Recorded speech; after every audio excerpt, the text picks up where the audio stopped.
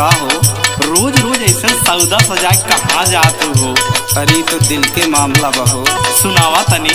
सुना सुनावा।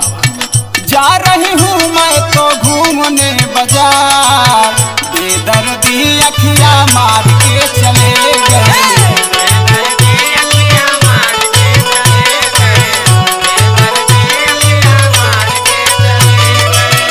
मार के चले गए, मार के चले गए, बेदर्दी अखियाँ मार के चले गए।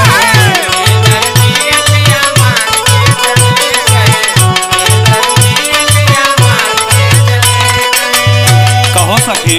हाँ हो। अरे कुछ पता बा कैसे आँखें मरावत घूमत हो? सुना सुनावा।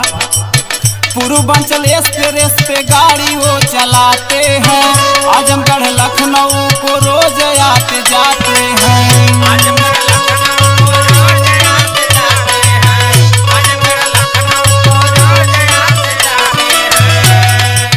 पूर्वांचल एक्सप्रेस पे गाड़ी वो चलाते हैं, आजमगढ़ लखनऊ को रोज आते जाते हैं।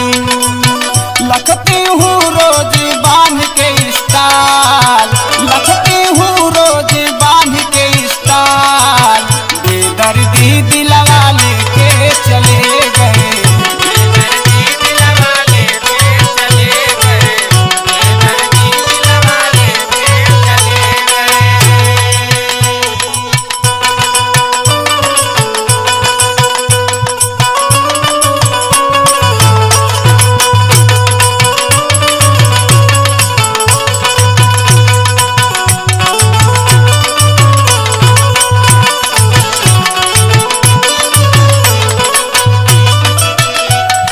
बात बस सखी। हाँ, और सुना। और सुनावा।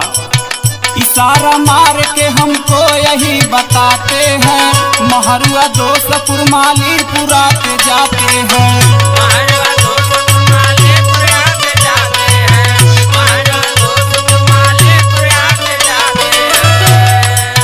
इशारा मार के हमको यही बताते हैं, महरुआ दोस्तपुर मालीपुरा के जाते हैं। जा रही हूँ